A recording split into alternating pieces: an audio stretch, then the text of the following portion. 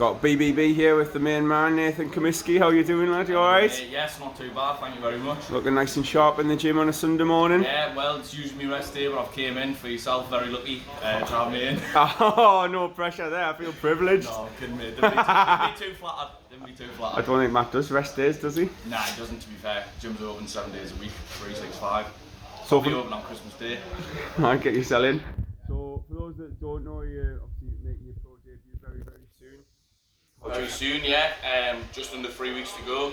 1st of October up at Raton Meadows on Phil Jeffries' show.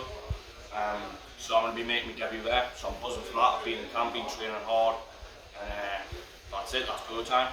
And we've just been at Phil's most recent show this Friday night. It was absolutely heaving. The atmosphere was buzzing. Fans are back. Yeah, I've seen some little videos and it had my belly going a little bit because I'm really excited to be performing there, and it looked good fun. The walkouts and everything looks like it's going to be really good fun. So all that side of things sorted. You've got your walkout tune picked? I think so, mate. I think so. I'm 99% sure. I did one white collar and I had a short list of about 50 songs, and Yeah, that was the hardest part of the fight. It's hard, mate. It's hard picking, but nah, I think I know what I'm doing, and that's it, mate. I've just had my head on, my boxing head on. The past few weeks now, really getting zoned in, and yeah, it's good. How hard is it to maintain that focus ahead of the debut? You know what I mean? There's a lot of people will be coming to watch you. A lot of people will be interested, and see, part of you must surely be like, right, I want to really put on a show, and then part must be thinking, I need to listen to what Matt's been telling us and the trainers and the coaches. I think it's just like the training, the repetition side of things. It's just drilling that into your head. Listen, we're going to box to orders. I'm not going to go in there trying to take anyone's head off. You know what I mean? I'll be giving full respect to my opponent, and I'll be cold and I'll be calculated when I'm in there. And if I get the opportunity, I would love to finish the job, but that's not what we're going in there looking to do. We're going in there to look to get 4 rounds under the belt and get my first win, and that's it. As simple as that. And is that patient approach something that we can expect to see from you in the ring? Is that your sort of preferred style? I mean, certainly.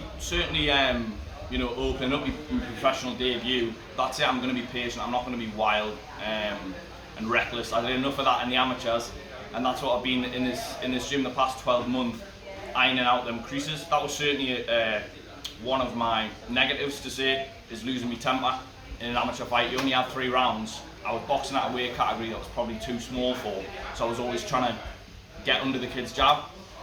So, I'll be getting frustrated and rushing in and rushing my work. But as any boxer will tell you, when you look for it and you tense up and you're trying to find the shot, it doesn't come. It comes when you relax. So that's what we plan to do. And a lot of the amateurs and the professionals obviously very different.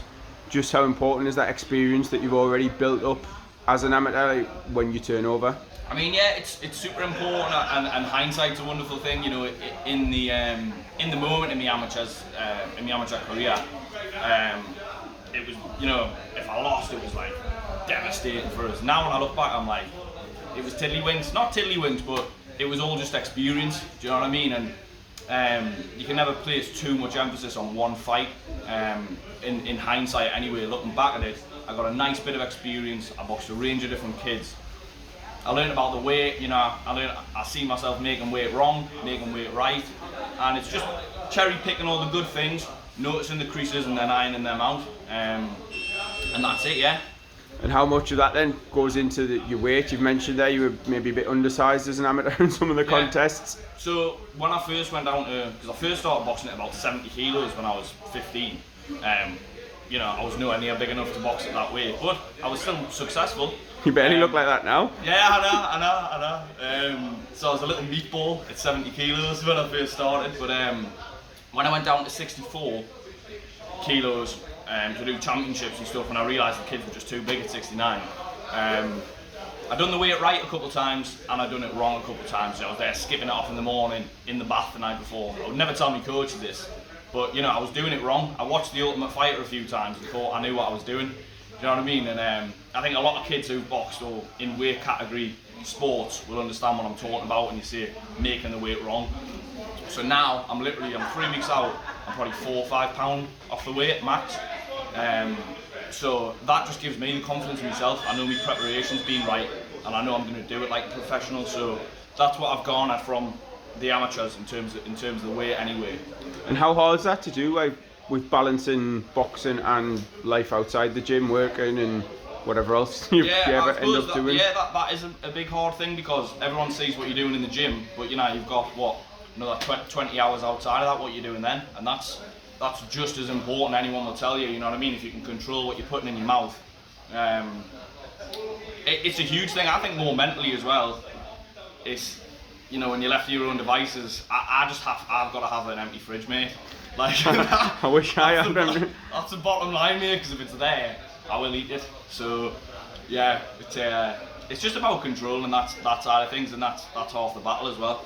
I think a lot of boxers we've spoken to are the same, like they need that end goal, like a fight date, something to work towards. So with that in mind, how important is it that Matt Jobs is going down the promotional route as well, and being able to put on maybe 4 or 5 shows a year? That's just like you say, mate, it's just ticked a huge box for me, because not that I wouldn't be doing it if I didn't have them, them fights lined up and whatever, but it certainly gives me that comfortability and that consistency of goals. When I tick one box, I move on to the next one, and it takes the pressure off in terms of I now don't look any further forward than the 1st of October.